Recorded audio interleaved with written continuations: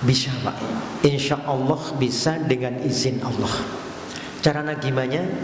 Nah, dengan memperhatikan 4 hal yang akan kita lewati tadi selama kita hidup di dunia ini. Apa yang 4 pertanyaan Allah? Apa 4 hal tadi? Apa 4 perkara yang membuat kita atau manusia nanti akan mengalami kemacetan di akhirat? Yang pertama, an umrihi fima afnah. Yang pertama tentang umur, Pak. Yang ditanya dulu tentang umurnya, untuk apa dia gunakan. Itu yang pertama. Yang kedua, wa an ilmihi madza amila fihi, tentang ilmunya digunakan untuk apa. Sudah dipraktekkan, sudah digunakan atau belum. Kemudian yang ketiga, wa an jasadihi fima ablah, tentang niki Pak, badan anggota tubuh awake dhewe iki untuk apa digunakan. Dan yang keempat, yang terakhir, wa an malihi min aina tasabahu wa fima anfaqahu.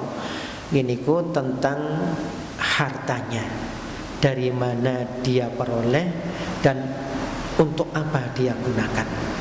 Nah, nikilah bapak-bapak yang berbagi ibu, niki yang nanti akan kita omongkan satu persatu ya. Nah, kita nanti sakit menghindar dari kemacetan di akhirat kalau kita bisa ngurus 4 hal niki selama hidup di dunia sesuai dengan tuntunan Allah dan Rasulnya, atau sesuai dengan kehendak Allah tentunya. Bapak Ibu, monggo yang pertama. Nah, kita bahas yang pertama. Kita akan bisa terhindar dari kehidupan. Yang pertama, kalau kita bisa mengurus an umrihi bima afnah, untuk apa umur kita. Bapak Ibu yang berbahagia, perlu kita ketahui bahwa umur yang kita miliki, Pak, umur yang diberikan oleh Allah ini kan tidak gratis, Pak. Bukan cuma-cuma. Artinya nopo? Bahwa umur yang diberikan oleh Allah kepada kita itu, Pak, mengki wonten pertanggungjawabannya. Nah, maksudnya gratis bukan berarti harus dengan uang, tidak. Tapi nanti ada pertanggungjawabannya. Maka semakin panjang ya, semakin dawa umure seseorang niki mungkin semakin berat pertanggungjawabannya di hadapan Allah Subhanahu wa taala.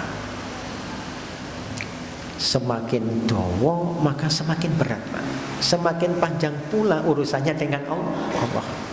Nah, ini kadang-kadang orang tua, utamanya ibu itu kadang-kadang berdoa kepada Allah untuk anaknya, sadar itu ya. Kadang doa ini, anak mudah-mudahan kamu ini menjadi punya umur atau diberi umur yang panjang oleh Allah. Kadang-kadang kan ikut doa nih Pak ya, sambil ngelus dasi anake, muka-muka umurira nanti dawa panjang kan gitu. Gak nyadar gitu ya. Kalau ternyata kan dia mendoa kepada Allah, mendoa mohon kepada Allah sesuatu yang nanti memberi apa Pak? Sesuatu yang lebih berat di hadapan Allah untuk anaknya itu. Ya, mestinya kalau kita doa untuk kaitannya dengan umur bukan minta panjangnya atau pendeknya kan gitu. Tapi yang kita minta apa nih Pak? Kira-kira nih. Kita minta umur yang barokah, bukan yang panjang Pak. Karena apalah artinya umur yang panjang tapi enggak barokah. Nah, ini yang bermasalah. Yang bermasalah, dan ini pula yang akan membuat kita terjebak dalam kemacetan.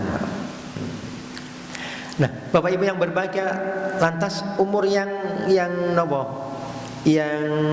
barokah itu yang gimana gitu?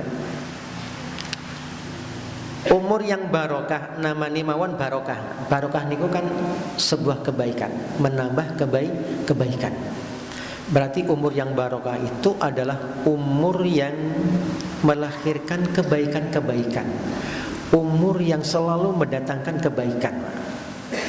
Artinya umur yang barokah itu umur yang bermanfaat. baik bagi dirinya maupun bagi orang lain.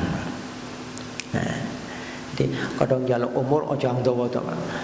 Ya Allah berilah jangan. Kalau kaitannya hambi umur dawa, umur pendek niku sampun dianu masing-masing kita niki pun ditulis ditetapkan oleh Allah umuri pinten niku pun ditulis loh Pak. Mungkin kita pernah mendengar nggih Pak ya, tausiah dalam sebuah hadis itu kan ketika atau semua manusia ketika masih ada di dalam rahim ibu nggih Pak ya, sebelum keluar dari rahim ibu niku tasih usia 4 bulan. Ketika calon bayi masih umur 4 bulan di dalam rahim ibu niku kadang 4 bulan kalau digawe rata-rata 1 bulan 30 dina ya berarti 120 hari Pak. Nah setelah usianya 120 hari Allah nyuruh malaikat untuk meniupkan rohnya, untuk menyiapkan roh ke dalam calon bayi itu Pak. Kemudian Allah menyuruh pula kepada malaikat itu untuk menulis. Nah, menulis 4 hal untuk manusia yang akan lahir itu. Di antara 4 hal niku yang ditulis adalah tentang napa? Ajal, mati. Niku pun ditulis. Jadi saderenge awake dhewe lahir, matine kita niku pun ditulis oleh Allah, pun ditetapkan, Pak. Kapan kita mati, usiane piro, kumpul enten dalam kitab Allah. Nah, kita ini kan tinggal nunggu kapan bisa ditulis oleh Allah gitu. Nah itu, jadi kalau sudah ngomong umur, ya itu rahasia Allah, sudah rahasia Allah. Maka kita berdoa kepada Allah bukan panjangnya umur, tapi adalah umur yang barokah. Nah, ibu-ibu, bapak-bapak yang berbahagia, oleh karenanya itu, Pak, agar supaya kita bisa terhindar dari terjebak di akhirat ini, maka mari umur yang diberikan Allah ini betul-betul bisa kita manfaatkan dengan baik, Pak. Umur ini kan salah satu nikmat ya Pak ya, salah satu nikmat itu. Nikmat Allah itu wadah, salah satu ini umur. Nah maka ketika kita diberi nikmat, kewajiban kita kan mensyukuri nikmat itu. Syukur niku kan enten pinten Pak, tiga unsur Pak. Syukur niku yang pertama mengakui bahwa itu dari Allah.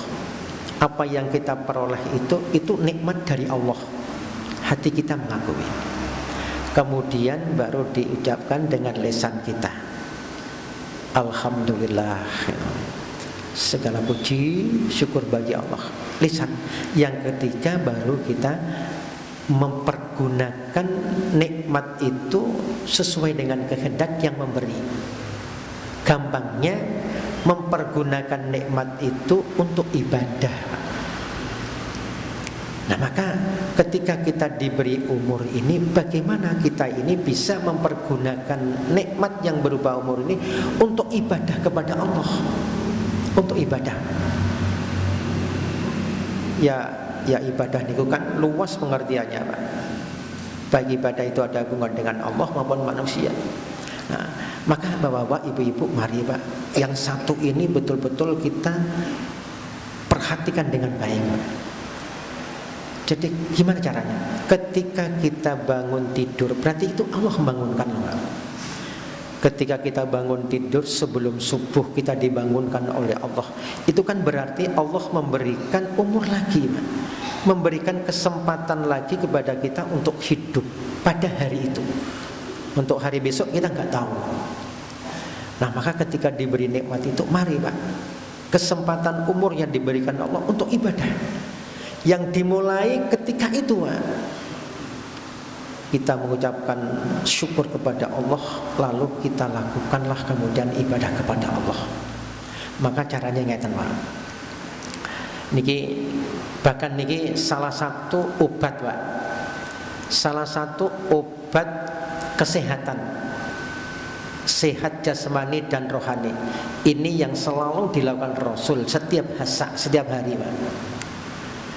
Jadi setelah bangun tidur itu kita jangan langsung kemudian bergegas bergerak tangi, tapi duduk dulu, duduk sebentar, lalu mengingat Allah, berzikir kepada Allah. Paling tidak kita berdoa. Doa setelah tidur ya Pak ya. Tadi kan sebelum tidur kita berdoa dulu, kan ya Rasulullah.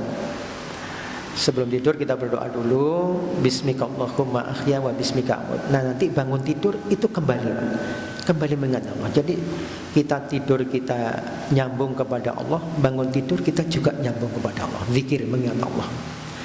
Minimalkan alhamdulillahilladzi ahyana ba'da ma amatana wa ilaihi nusyur.